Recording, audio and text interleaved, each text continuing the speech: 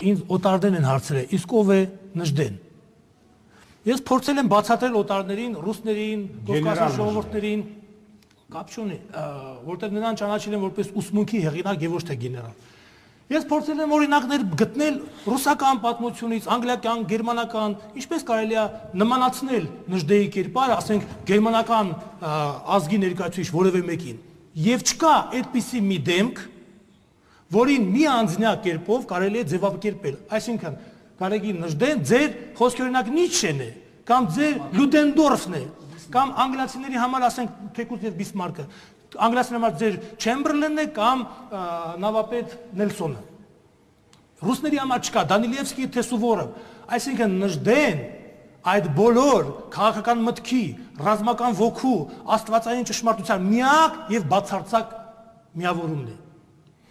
Ես չեմ ուզում վիճաբանել, դեռևս դրա ժամանակը կգա, ես կարող եմ ասել, որ Նժդենը միայն մեկը, առաջին ու եւ միակ հայ կերպարը, որը ուսմունքը դարձել է օտար ազգերի հետազոտման առարկա։ Այսօրվա վիճակով եւ Ռուսաստանի ռուս մտավորականությունը ազգային մտածողական ունեցող մտավորականությունը եւ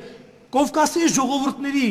մտավորականությունը հանձինս լեզգիների, ավարների, չեչենների, ինգուշների լրջությամբ ուսումնասիրում են Նժդեն, հատկապես նրանց երիտասարդությունը։ Կարեգին Նժդեը տվեց հայ ազգին նոր վարքաձև։ Նա մերժեց դեռևս 600 կամ 1000 տարի գոյություն ունեցող այն վարքաձևը գործ, աշխատանք, ընտանիք, եկեղեցի, այս մոդելը եւ առաջ քաշեց նոր մոդել, ցեղ, հայրենիք եւ արարիչ։ Եվ այս մոդելը